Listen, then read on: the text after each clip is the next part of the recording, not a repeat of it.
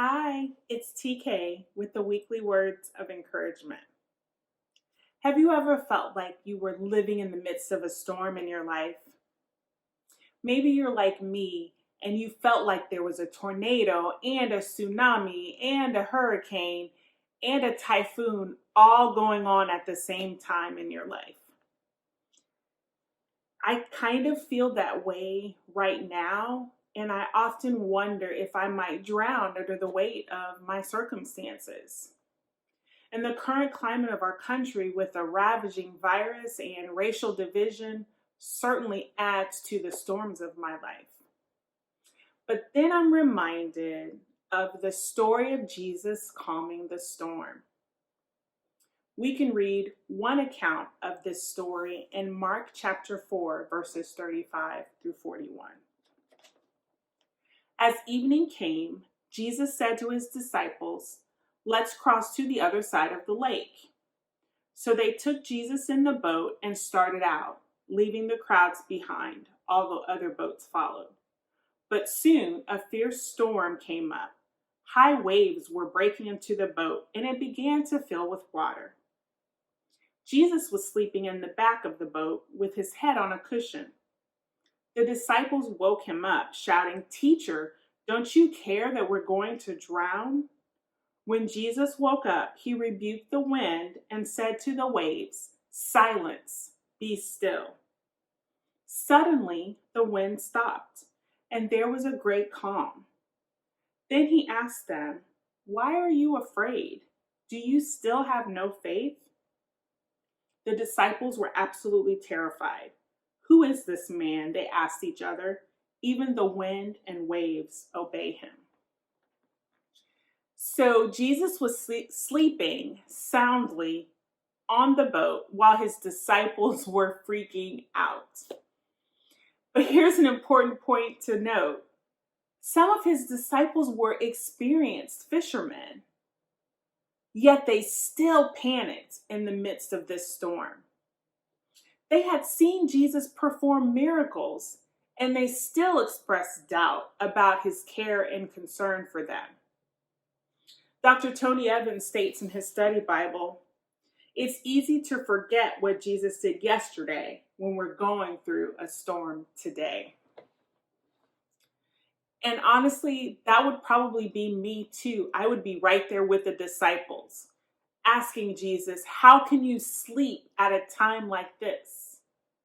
But Mark chapter 4, verse 39 tells us Jesus spoke to the storm, "Silence, be still." And it immediately stopped. Now, I'm not a fan of thunderstorms. I don't like strong winds or thunder or lightning. I know some people can sleep in that type of weather, not me.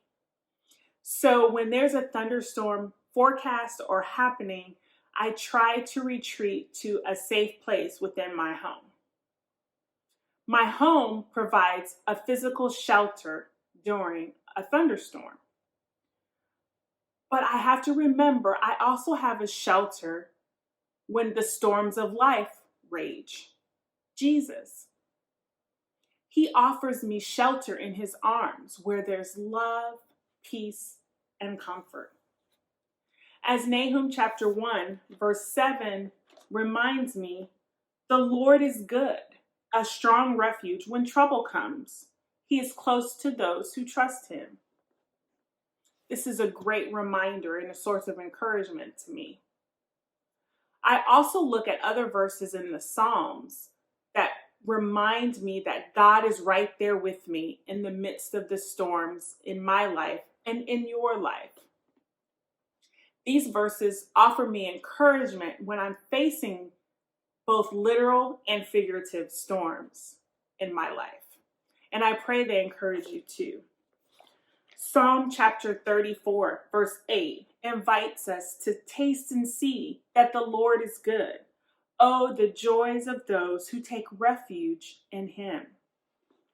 And Psalm 46, 1 assures us that God is our refuge and strength, always ready to help in times of trouble. Psalm 61, verses 1 through 4, offered this encouragement. Oh God, listen to my cry, hear my prayer. From the end of the earth, I cry to you for help when my heart is overwhelmed. Lead me to the towering rock of safety, for you are my safe refuge, a fortress where my enemies cannot reach me. Let me live forever in your sanctuary, safe beneath the shelter of your wings. And Psalm 91, verses 1 and 2 state, those who live in the shelter of the Most High will find rest in the shadow of the Almighty. This I declare about the Lord. He alone is my refuge, my place of safety. He is my God, and I trust him. So as we face the storms of life, let's look to the arms of Jesus. There we will find protection, strength, and comfort. His arms are strong enough to protect us, yet gentle enough to comfort us. And just as Jesus calmed the storm that threatened the boat he was on with his disciples, he will calm the storms of our lives.